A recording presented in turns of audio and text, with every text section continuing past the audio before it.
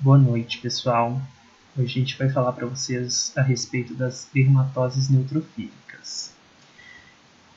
São doenças que são pustulosas ou pustulares, a formação de acúmulo de neutrófilos e na ausência de bactéria, ou seja, a formação de vesículas pústulas neutrofílicas estéreis.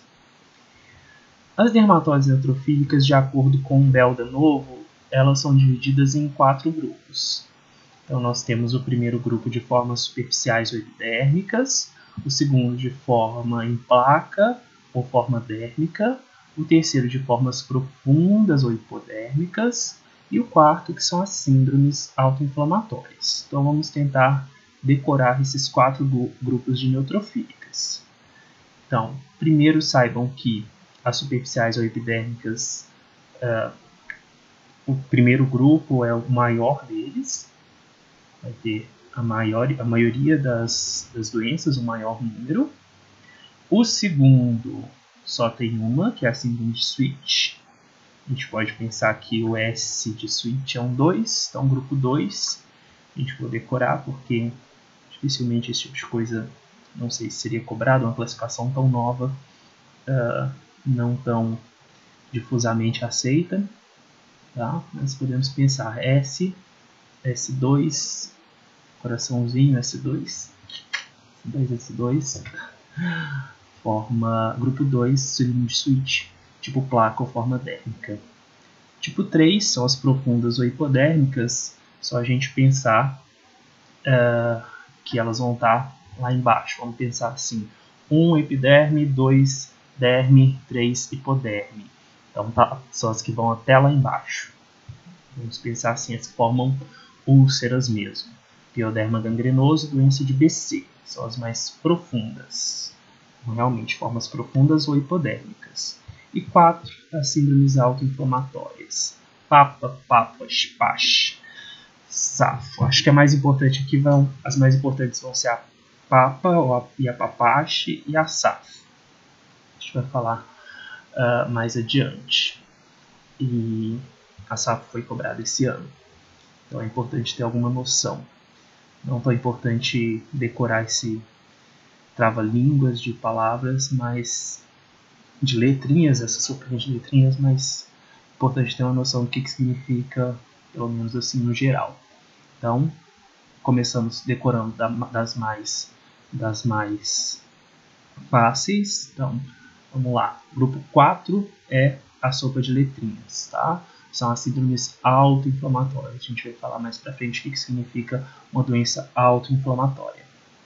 Tipo 3 são as que estão lá na terceira camada da pele, digamos assim, que é a hipoderme, pioderma gangrenoso, doença de BC.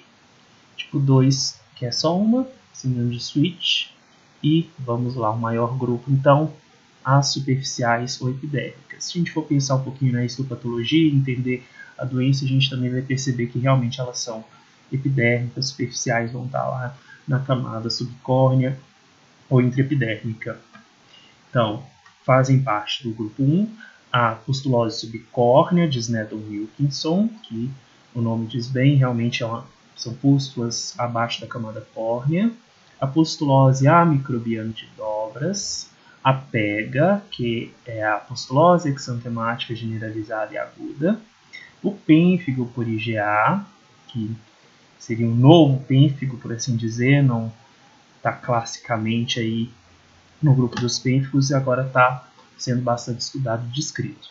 A acropustulose infantil, que a gente vai ver que é um pouquinho, entra naquelas doenças inespecíficas, um pouquinho mais inespecíficas da infância, mas a gente consegue perceber alguns detalhes que identificam.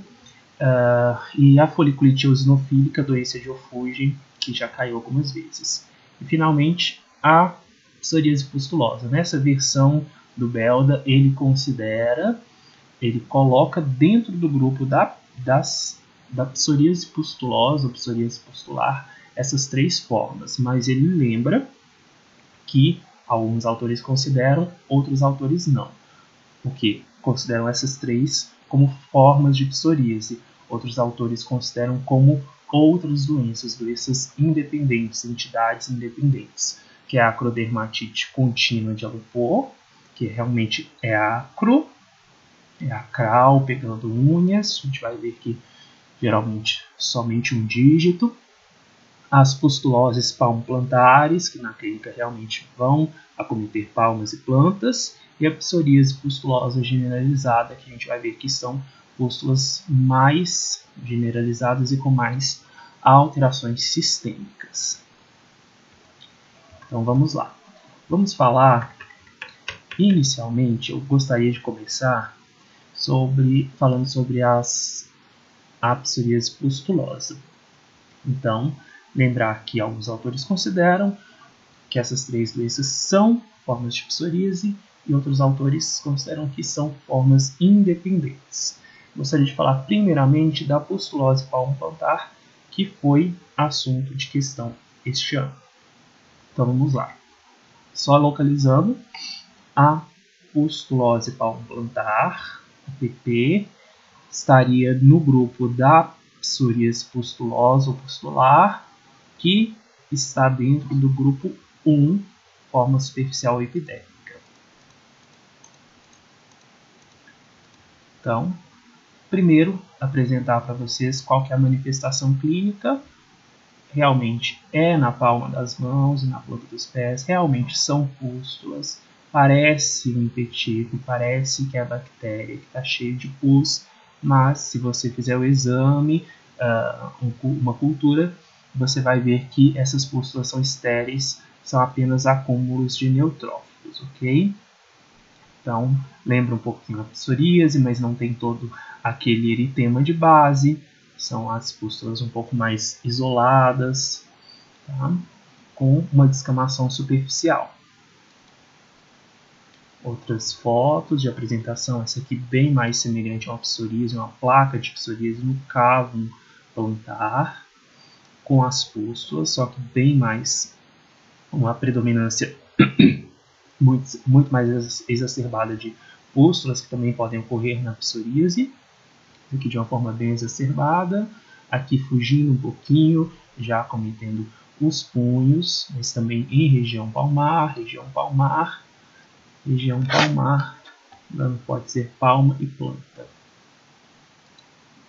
Então, a pustulose palmo-plantar é composta de pústulas estéreis na camada córnea, pode ou não ser uma variante localizada de psoríase pustulosa, é uma doença rara, vocês já viram psoríase palmo-plantar, se viram um caso no máximo, né? Realmente é uma doença rara, início 30 a 50 anos, principalmente mulheres, tá? Então, mulheres jovens dos 30 aos 50 anos vão ter a PP. É mais frequente nos climas quentes e úmidos. Então aqui já diferencia um pouco da psoríase, que a gente sabe que a psoríase, quanto mais frio o país, maior a incidência de psoríase, justamente por conta do efeito terapêutico do sol, né? que é usado na fototerapia. Só pensar, fototerapia trata psoríase, então sol também melhora psoríase. Então aqui já é uma diferença da PP em relação à psoríase. Psoríase melhora ou é menos frequente nos climas quentes e aqui é mais frequente nos climas úmidos. E por quentes e úmidos? E por que úmidos? A gente vai ver que a PP tem muito a ver com o acrociríngeo da glândula sudorípara écrina. E, em geral, é persistente e dolorosa. Psoríase não dói, PP dói. Ok? Importante lembrar desse aspecto de dor. É um achado bem interessante aqui. Algumas dessas dermatoses vão apresentar dor. Essa é uma delas. Então, outra forma de diferenciar da psoríase. A base das lesões costuma ser normal, como a gente viu nas imagens, ou com eritema, um eritema leve e descamação ao redor dessas pústulas. Raramente extensão para o dorso das mãos, a gente viu na imagem até uma extensão para o punho, raramente vai se estender para o dorso. evolui por uma cor amarela acastanhada, daí a gente já pensa num diagnóstico diferencial com PRP, ptíase rubra pilar, que tem a queratodermia alaranjada, mas aqui também pode ter uma semelhança com pústulas. Unhas. As unhas são acometidas em 1/3 dos casos, sem mudança no ritmo de crescimento. Então aqui mais ou menos semelhante à psoríase, acometimento ungueal, mas aqui não altera o ritmo de crescimento das unhas. Então aqui algo muito interessante. A patogênese da PP tem muito a ver com o tabagismo. Muito a ver. Por quê? Até 95% dos casos, a associação de PP com tabagismo. E o tabagismo precipita ou agrava o quadro clínico. Ele pode precipitar e pode agravar. Então vamos pensar. O acro ciríngeo das glândulas écrinas parece ser o principal alvo do processo inflamatório. E há redução, importante saber que ocorre redução da citorese nas áreas das lesões. Então o que parece ocorrer? Vamos lembrar que as glândulas sudoríparas elas têm inervação colinérgica via acetilcolina em receptores muscarínicos e nicotínicos, ok? Inervação colinérgica, não é adrenérgica, é colinérgica. O neurotransmissor é acetilcolina, não é adrenalina. E os receptores são muscarínicos e nicotínicos. Então, vamos pensar, receptores nicotínicos, nicotina, tabaco, ok? Dessas glândulas sudoríparas, lá no acro ciríngeo, parecem estar alterados, levando a uma resposta inflamatória exacerbada e uma expressão aumentada de acetilcolinesterase, que vai degradar. Aumenta a acetilcolinesterase, degrada mais acetilcolina, eu tenho menos sudorese. Menos sudorese e o desenvolvimento de uma inflamação exacerbada, levando à formação da lesão. Os contactantes podem ter algum papel. Vocês viram ali que uma lesão, um exemplo de lesão no cavo plantar, então uma dermatite de contato em região plantar não acometeria, pela borracha do sapato, não acometeria o cavo plantar, não é verdade? Mas quais contactantes também? Não só a borracha, né? O níquel, o cobre, o cromo, alumínio, ouro, ferro, prata e zinco, ok? Principalmente aqui são metais. Então a lista envolve metais, contactantes aos metais. Predisposição genética, listinha para decorar, próximo da prova, façam uma listinha, quando estiverem na semana da prova, decorem. Fácil, né? HLA-B8 em caucasianos e HLA-DR9 nos japoneses. Parece que o HLA-DR9 tem a ver com o TNF-beta-2, lembrando que a psoríase envolve principalmente TNF-alfa, só lembrar aqui dos biológicos anti-TNF, para lembrar que a psoríase tem relação com TNF-alfa. E aqui difere, a PP difere da psoríase nos japoneses pelo envolvimento de TNF-beta-2 com o antígeno leucocitário HLA-DR9. Alteração nos genes da interleucina 19. Aqui na psoríase 17, lembrem do 17, e aqui 2 a mais, 19. Ativação de resposta imune inata e adaptativa na pele, com lesões, e também na pele perilesional, via linfócito T CD4, CD8, linfócito T regulador e células apresentadoras de antígeno. Ok? A PP envolve todo o processo inflamatório, desde a resposta inata até a adaptativa, linfócito CD4, linfócito CD8, linfócito TH regulador, linfócito T regulador e células apresentadoras de antígenos. E o 17 também, a mesma interleucina envolvida na psoríase, aqui no ducto da glândula sudorípara, que justifica um acúmulo de neutrófilos nas lesões. Lembrando que na psoríase também temos bastante neutrófilos, né? As pústulas de Kogoge, os microabscessos de Munro, também são atraídos, esses neutrófilos, via também, além de outros, interleucina 17, aqui da mesma forma. Então, 17 e 19. Importante. Outras associações além do fumo.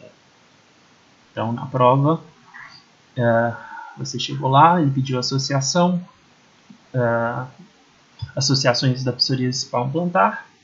Você achou que estava arrasando porque lembrou do tabaco, mas esqueceu que tem outras alterações. Não vamos nos esquecer. Doenças autoimunes da tireoide. Mais uma para a lista de doenças relacionadas com autoimunidade. Okay? Doença autoimune da tireoide. Se disser que uma doença tem relação com tireoidite, doença autoimune da tireoide, a tendência vai ser da gente responder que sim, porque a lista é grande. Infecções, tonsilite, periodontite e H. pylori. Preste atenção. Então, tonsilite, periodontite e H. pylori. Dentes, a parótida e estômago. Ok? Lembrem dessas infecções. Inibidores de TNF, como a gente viu, tem a ver com o mecanismo, né? As interleucinas. Possivelmente por um escape, porque os TNFs são anti-TNF-alfa, então pode haver um escape e aumento do TNF-beta. É uma forma da gente raciocinar e é possível. Lembrar da piora nos períodos úmidos, também no período de estresse. O que não piora com estresse, né? E quem não está estressado. Alterações osteoarticulares também, lembrando uma semelhança em relação à psoríase, quase 10%, com alterações osteoarticulares, mas não só articulares, ósseas, mas também um risco de osteoporose. Doença celíaca e seus anticorpos, psoríase clássica, artrite psoriásica, histórico familiar de psoríase e até tudo isso tem associação. E a associação da suspensão do tabagismo tem um impacto incerto. A gente não sabe se realmente melhora, ok? Então, vamos lá. Doenças autoimunes da tireoide, infecções, inibidores de TNF, período úmido, estresse, tem relação com pode levar a alteração osteoarticular, a osteoporose, pode ter associação com doença celíaca, com seus anticorpos, psoríase, artrite psoriásica e mesmo histórico familiar de psoríase. Em relação à dermatoscopia, temos alguns achados. Vasos glomerulares arranjados em linha. A gente vai ver isso. Lesões amareladas sem estruturas. Nas cristas, obviamente, que é onde está o acro ciríngeo. A gente sabe que as lesões são pustulares, então vão ser amarelinhas, vão ser sem estruturas, bem conforme esperado, se a gente for pensar. Escamas densas interfoliculares, como a gente viu na clínica mesmo. Então, o que não é tão previsível é a presença de vaso glomerular arranjado em linhas. Aqui, nessa foto. Vasos glomerulares arranjados em linhas. Bem semelhante ao...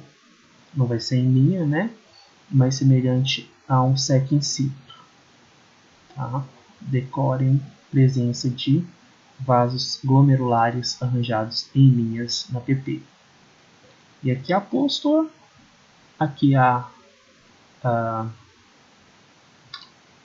impressão digital, né? As cristas e sulcos. Descamação, nada muito específico, além dos vasos.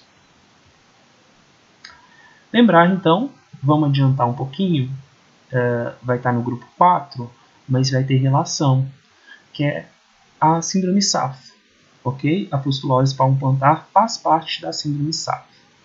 Que é a síndrome SAF, faz parte do grupo 4, inclui essa doença do grupo 1, S de sinovite, sinóvia, aqui, para quem não lembra, aquela membraninha da articulação, acne, pustulose, hiperidrose e osteite.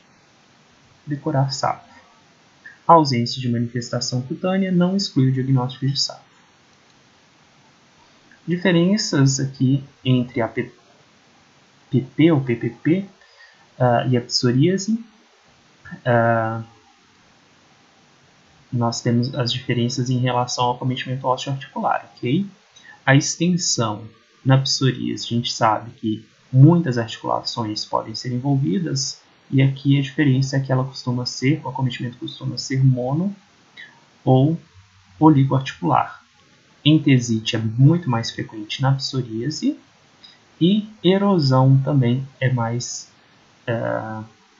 comum na psoríase, enquanto que na PPP nós temos ossificação, formação de novo osso, principalmente a articulação costo-externo-clavicular na PPP. No anátomo patológico nós vamos ver pústula intraepidérmica, contendo neutrófilos e também eosinófilos. Okay? Eosinófilos presentes na PPP.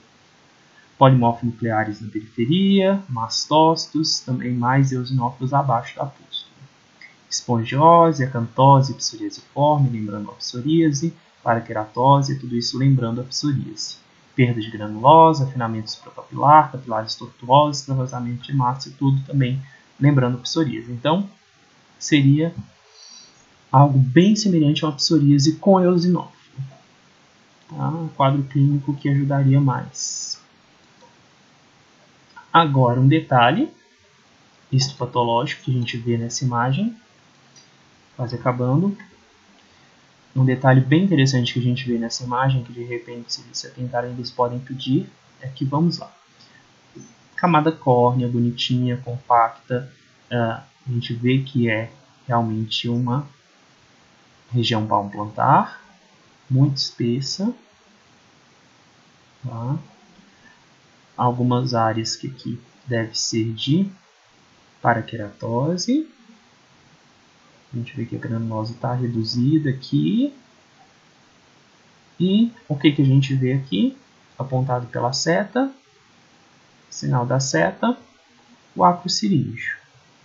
O acrossiríngeo da glândula écrina. E logo abaixo do acrossiríngeo, a pústula. Se vocês repararem, aqui,